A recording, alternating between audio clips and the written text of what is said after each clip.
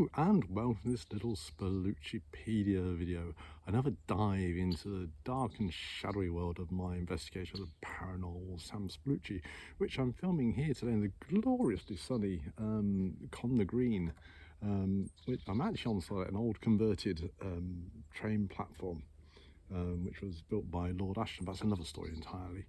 So before I ramble on about that, let's get back on track. First, give me a quick like and subscribe, that'd be absolutely marvellous.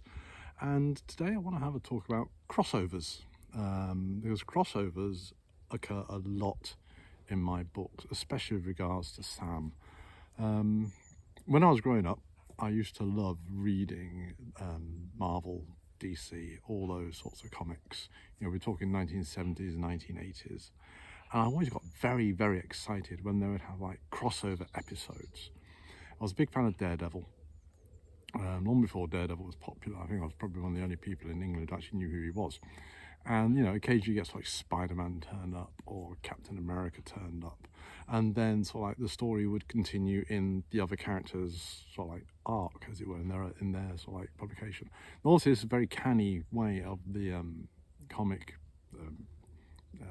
publishers to get you to go and try another character's so like publication. So for example, you know, like say Daredevil wasn't as popular as say Spider-Man or Captain America, but if he popped up in their comic and you wanted to know what was going to be the end of that particular story, you had to go and read Daredevil, and hopefully you'd like it and you stay, and therefore you'd end up spending more money.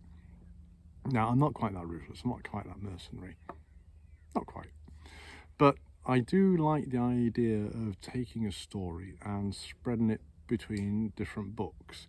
Not in the way that you have to go and buy all the books, although that'd be nice. Please, you know, please buy all my books, that'd be absolutely fantastic. But you get to see a certain scene from a different person's point of view. Now, at the time of recording this, I am coming towards the end of Lux Eterna, which is Sam 8. And I'm just starting on the 5th case in that, called the case of the crying crucifix, which is why I wanted to do this video, because out of all the stories I've written, it's probably got the most crossovers. Obviously, we got things happening from Sam's point of view, but there's a scene in Wellington Church, which also happens in Fallen Angel, and we see it from the protagonists of Fallen Angel, not giving too much away, their point of view. But then we have crossovers with Songbird, Nightingale's story, because of course it takes place in Wellington, this particular story, so we've got references to the font and what's going on with the font and the abyss there. And then stuff happens, they end up in the Divergent Lands, and that then crosses over into at least 2 more sets of books. We get crossover material with the Bobby Normal stories, because we have Ashra turns up and she's got Katie Normal in tow. Not saying anymore, because if you haven't read Bobby Normal, you need to go and read those, or severe spoilers.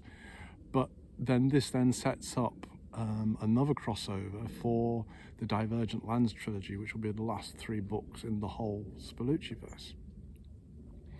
And while they're talking, there are references to the book which is going to come out in about 3 years' time, called Beyond, which is set in the Hell Dimension. And this is all centered around the case of the crying crucifix in Lux Eterna. But that's not the only one in Lux which has crossovers. We have the case of the argumentative archaeologist. We have Sam goes up to Castlerig and meets Robert Richmond, and of course that's crossing over to lots of times that he's watched him on TV, but also more specifically a reference which is made in the Out of the Depths anthology in Family History, where Richmond is talking about going up to Castlerig for the dig. And while Sam is there, they're starting to uncover things, and these are relics which have been laid in Tigress's origin story, which is as yet written, but is still in the older planning stage. So while I was writing Argumentative Archaeology, I was thinking, right, what can I do here which I can then use with Tigress in a couple of years' time? And also we have Dave in there. So we're going to be like crossing over into what's happening with Dave. There's references there to what's happened to Nightingale in Fallen Angel. So yeah, lots and lots of things. And I just love it because I have this whole Spallucciverse, and it's just fantastic watching it all evolve and watching the characters interact. So every character has their own story. Yes, Sam is sort of like the crux. Sam is like the linchpin of everything. But all the different characters, even the side characters, even some of the little ones who just pop in and out every now and then, they have their own story. I even had a story called Not So Lucky Larson. I think it was possibly my second or third anthology. I can't remember. It's going back a bit now. About a character who was a disciple of Wallace. He never appeared in Ghosts, but the repercussions of what happened in Ghosts affect him.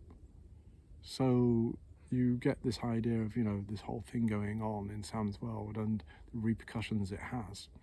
And we see that in the crossovers. And the longer the stories are going, the more you're going to see more of this, especially as we now sort of like entering into Fallen Angel territory. I've mentioned in other videos that from sort of like Sam 7, Fury of the Fallen. So you've got Sam 7, Fury of the Fallen, then you've got Lux Eterna, then we'll have Dead Dragon, then we'll have Dance of Death. They are all taking place at the same time as Fallen Angel. So you're going to get more and more crossovers and more little points where you go, oh, I've seen that before. And I hope you'll enjoy them. Anyway, that's all for now. Take care. Like I say, quick like, quick subscribe. I'm going to go and enjoy some more sunshine.